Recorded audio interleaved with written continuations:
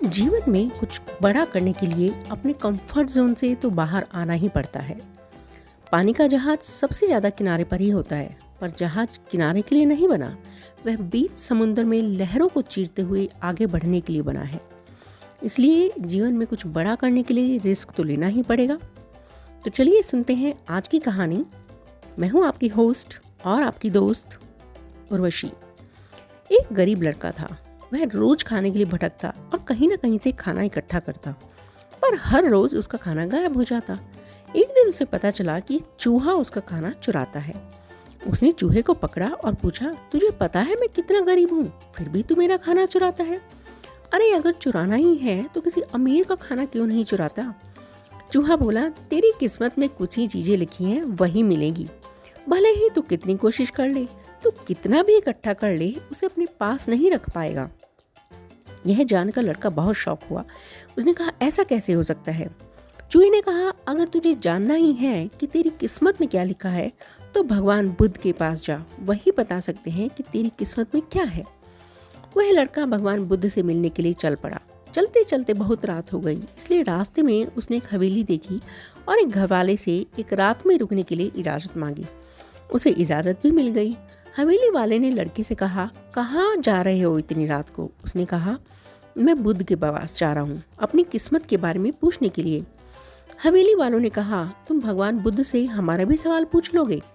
हमारी एक 16 साल की लड़की है जो बोल नहीं सकती, क्या करें जिससे इसकी आवाज आ जाए?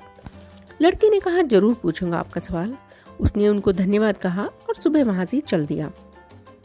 आगे रास्ते में बहुत बड़े बड़े बर्फ के पहाड़ थे। बड़ी मुश्किल से पहाड़ पर चढ़ा। वहां उसे एक जादूगर मिला। उसने भी लड़के से पूछा, वे कहाँ जा रहा है? उसने कहा, भगवान बुद्ध के पास जा रहा हूँ, अपनी किस्मत के बारे में पूछने के लिए। जादूगर ने कहा, क्या तुम भगवान बुद्ध से मेरा यह सवाल पूछोगे? मैं हजारों सालों से तपस्या कर रहा हूँ ताकि मैं स्वर्ग में जा सकूं। मेरे हिसाब से तो अब तक मुझे स्वर्ग में चले जाना चाहिए था, तो मैं स्वर्ग में जाने के लिए क्या करूं? लड़के ने कहा, ठीक है, आपका भी सवाल पूछ लूंगा। उस जादूगर के पास एक छड़ी थी। उस छड़ी की मदद से उसने लड़के को बर्फ के पहाड़ के दूसरी तरफ पहुंचा दिया। जब वह आगे बढ़ा तो एक बहुत बड़ी चुनौती थी। एक बहुत बड़ी नदी थी जो खुद पार नहीं कर सकता था। वहां उसकी मुलाकात एक कछुए से हुई। कछुए ने भी उससे वही सवाल पूछा। तो उसने बताया, कछुए ने भी एक सवाल पूछने के लिए कहा, मैं 400 सालों से ड्रैगन बनाने की कोशिश कर रहा हूँ, जो अभी तक नहीं बन पाया। तुम प्लीज पूछना कि मैं क्या करूँ जिससे ड्रैगन बन जाए। अब कछुए ने उसको अपनी पीठ पर बिठाया और नदी पार करा दी। आखिरकार लड़का भगवान बुद्ध के पास पहुंचा, पर बुद्ध ने कहा कि मैं एक व्यक्ति के सिर्फ 3 सवालों का ही जवाब दूंगा। अब लड़के को सवाल तो 4 पूछने थे। वह सोचने लगा कि मैं कौन से 3 सवाल पूछूं। उसने कछुए के बारे में सोचा कि कछुआ 400 सालों से ड्रैगन बनाने की कोशिश कर रहा है, जादूगर 1000 साल से स्वर्ग जाने की तपस्या कर रहा है, और वह लड़की बिना बोले कैसे पूरी जिंदगी निकालेगी।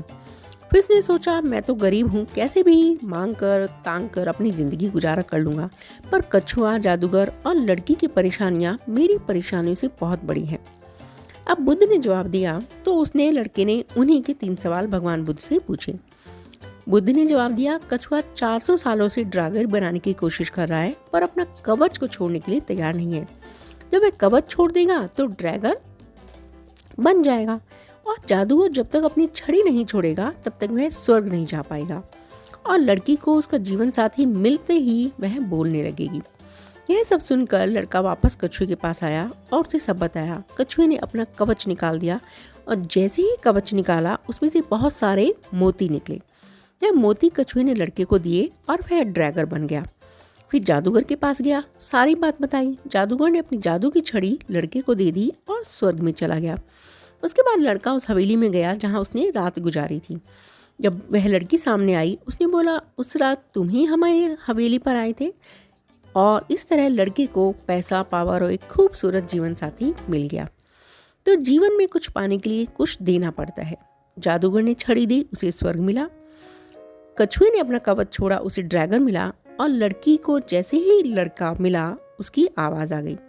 तो ऐसे ही जीवन में कुछ बड़ा करने के लिए अपनी कंफर्ट जोन से बाहर निकलिए और अगर आपको लगता है आपकी बहुत सारी प्रॉब्लम्स हैं तो ज़रा एक नज़र डालिए उन लोगों पर जिनके पास न रहने को घर है, न खाने को रोटी है, कोई देख नहीं सकता, कोई चल नहीं सकता।